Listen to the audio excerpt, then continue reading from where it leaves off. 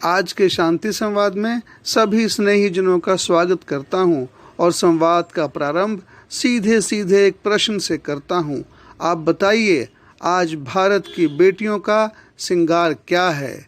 आप बताइए, आज भारत की बेटियों का श्रृंगार क्या है? आज भारत के बेटों का श्रृंगार क्या है?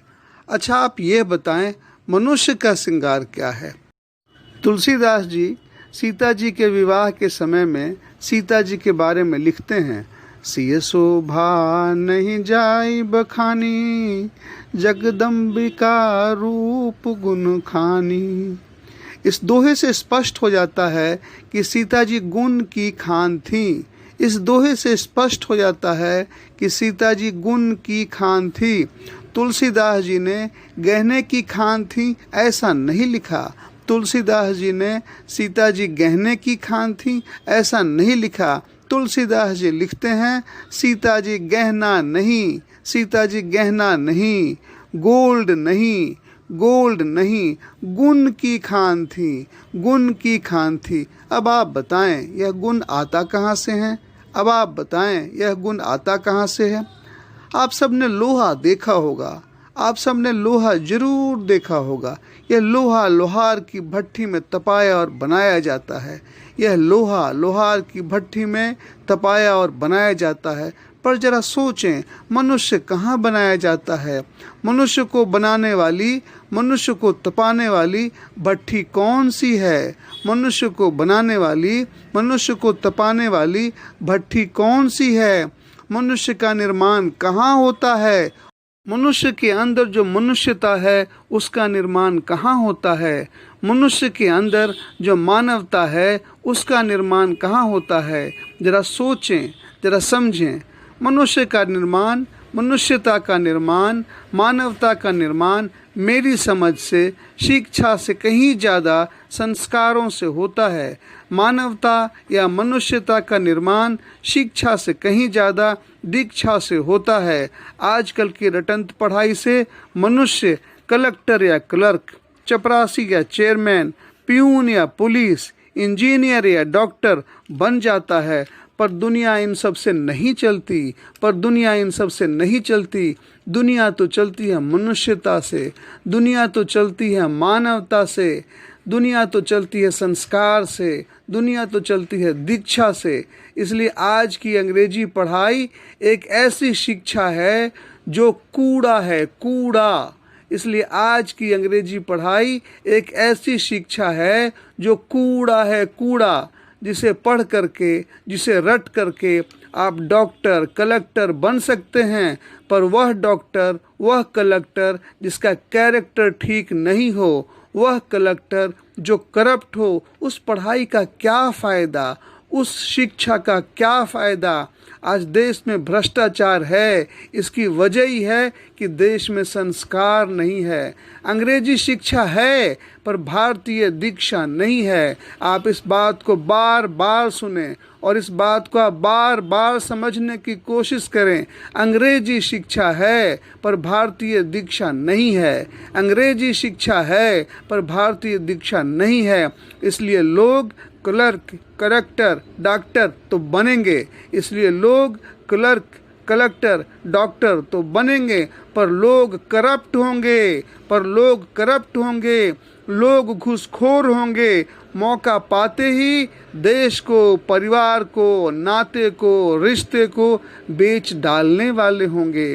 सिर्फ इनको रुपया का लालच दो और यह कुछ भी करेंगे रुपए के लिए। सिर्फ इनको रुपए का लालच दो और ये कुछ भी करेंगे रुपए के लिए। इसलिए आज की शिक्षा व्यवस्था में ही कमी है, आज की शिक्षा व्यवस्था में ही खोट है। आज की देश की शिक्षा व्यवस्था ही देश को करप्ट और कैरेक्टरलेस बना रही है। आज की देश की शिक्षा व्यवस्था ही देश को करप्ट और कैरेक्टरलेस बना रही है। देश को आज शिक्षा के साथ दीक्षा, देश को आज शिक्षा के साथ संस्कार की भी ज़रूरत है। देश को आज शिक्षा के साथ दीक्षा, देश को आज शिक्षा के साथ संस्कार की भी ज़रूरत है, जिससे लोग डॉक्टर, इंजीनियर, क्लर्क, कलेक्टर जो भी बने, लेकिन करप्ट और कैरेक्टरलेस नहीं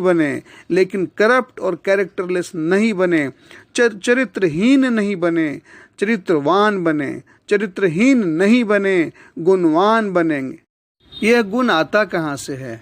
लोग गुणवान बनते कैसे हैं?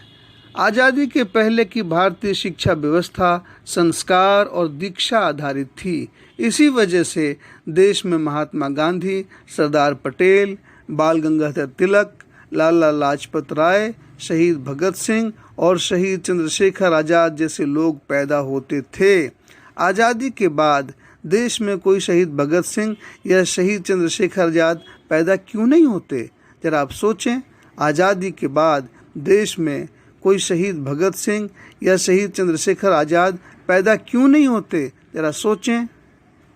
इसलिए समझना जरूरी है कि बेटियों का श्रृंगार गोल्ड या गहना नहीं, बल्कि बेटियों का असली श्रृंगार उनका गुण है। बेटों का भी असली श्रृंगार उनका चरित्र है, उनका संस्कार है। चरित्र और संस्कार के बिना घर, परिवार, गांव और देश सब के सब बेकार ही होते हैं।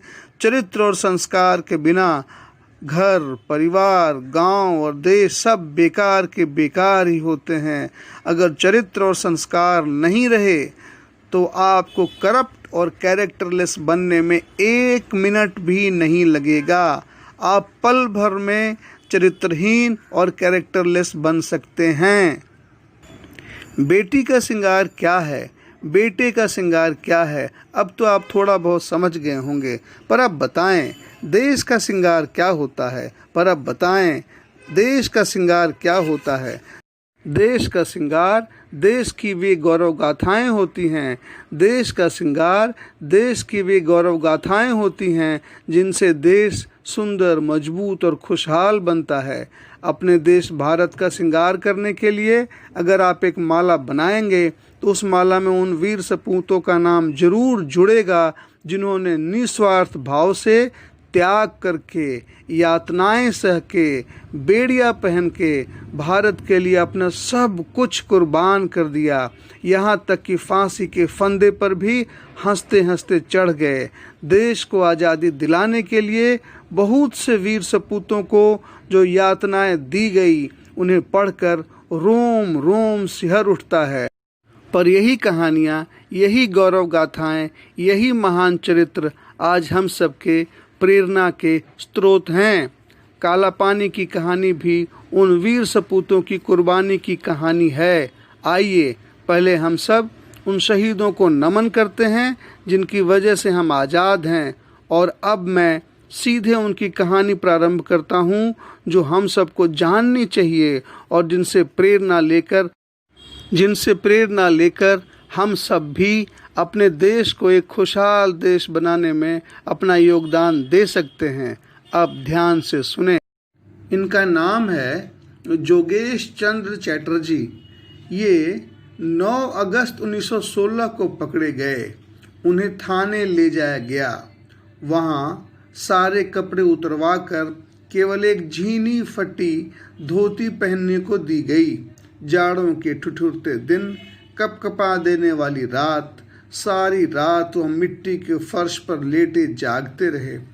चौथे पहर ज्यों ही झपकी लगी, सिपाही ने बूट से ठोकर मारी। ये सो क्यों रहा है? उसने कड़क कर पूछा। जोगेश क्या उत्तर देते? इतने में 5-7 अन्य सिपाहियों को बुला लिया गया। बिना बात सिपाही ने फिर ठोकर मारी।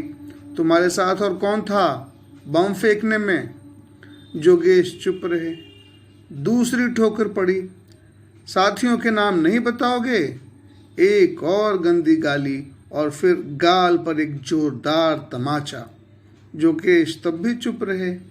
बाल खींचकर नोच डाले। जोगेश ने फिर भी होठ नहीं खोले। नंगे बदन पर तड़ातड़ लाठियों की मार, नंगे बदन पर तड़ातड़ लाठियों की मार। नीले निशान उभर गए जगह जगह। फिर भी जोगेश ने कुछ नहीं कहा। लात घूंसे बरसाए गए। जमीन पर पटक पटक कर मारा गया। तब भी योगेश का मौन बना रहा, तब भी योगेश का मौन बना रहा। अंत में क्रुद्ध सिपाहियों ने उनका सिर पैखाने से भरी बाल्टी में डुबो दिया। तब भी योगेश के मुंह से एक भी शब्द नहीं फूटा। ऐसी यातनाएं कई दिनों तक चलती रहीं। योगेश को फिर कलकत्ता प्रेसिडेंसी जेल में ठूंस दिया गया। 2-3 वर्ष तक वहां सड़ाने के बाद उन्हें राजाशाही स्थानांतरित कर दिया गया। राजाशाही में एक दिन एक अन्य क्रांतिकारी तरुण रसिक सरकार ने अपने कपड़ों में आग लगाकर आत्महत्या कर डाली। योगेश इस जेल में सबसे कम उम्र के क्रांतिकारी थे। 1 सितंबर 1920 को जेल से मुक्त होने के पश्चात वह खाली न बैठ सके और हिंदुस्तानी प्रजातंत्र संघ के सक्रिय कार्यकर्ता बन गए। उन्हें फिर गिरफ्तार किया गया और बिहार के हजारीबाग जेल में बंद कर दिया गया। 9 अगस्त 1925 को काकोरी ट्रेन डकैती हुई। योगेश चंद्र को हजारीबाग जेल से लखनऊ जेल में ट्रांसफ़र कर दिया गया और काकोरी कांड के अपराधियों में शामिल कर दिया गया। अंत में उन्हें एक दिन कलकत्ता से अंडमान जाने वाले जहाज में चढ़ा दिया गया। बंगाल की अनुशीलन समिति के सक्रिय सदस्य गोविंद चरण कर ने गोलियां चलाकर कई पुलिस कर्मियों को घायल कर दिया, जिसकी सजा मिली 8 वर्ष कठोर कारावास। जिसकी सजा मिली 8 वर्ष कठोर कारावास। काला पानी की सजा। काला पानी पहुंचकर गोविंद चरण गंभीर रूप से बीमार हो गए। वहां के डॉक्टरों ने जवाब दे दिया तो जेल के अधिकारियों ने आदेश दिया कि मरने के लिए उन्हें घर भेज देना उचित रहेगा, अतः वह पुनः कलकत्ता वापस लौटे। घर वालों ने दिन रात सेवा की, अनेक डॉक्टर से उपचार करवाया और गोविंद चरण एक बार फिर से पहले की तरह ठीक हो गए। जैसे ही वह घर से मुक्त हुए फिर भूमिगत क्रांतिकारियों से जा मिले। जैसे ही वह घर से मुक्त हुए फिर भूमिगत क्रांतिकारियों से जा मिले।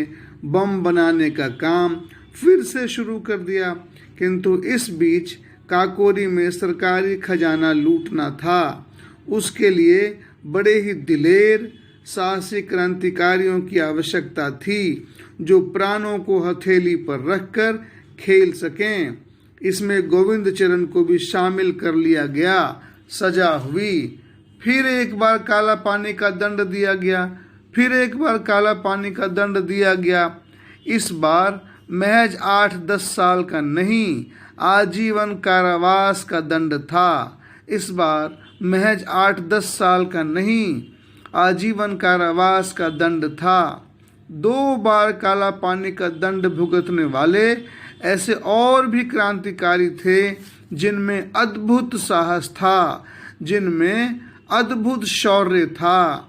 मातृभूमि के लिए प्राणों को न्योछावर कर देने की प्रबल भावना थी। मातृभूमि के लिए प्राणों को न्योछावर कर देने की प्रबल भावना थी। यहाँ आने वालों में अंतिम थे नेताजी। यहाँ आने वालों में अंतिम थे नेताजी। वह बंदियों के रूप में नहीं, एक स्वाधीन नागरिक के रूप में, एक मुक्त योद्धा के रूप में, एक विजेता सेनापति के रूप में इस द्वीप में आए थे। उन्होंने काला पानी के द्वीपों में तिरंगा ही नहीं फहराया, बल्कि सेल्यूलर जेल के द्वार भी सदा सदा के लिए खोल दिए। आज आप सबों से इतना ही बात करके अब मैं अपने शांति संवाद को यहीं पे विराम देता हूँ। भाई पुरुषोत्तम का सभी स्नेहीजनों को स्नेह वंदन और हृदय से आलिंगन।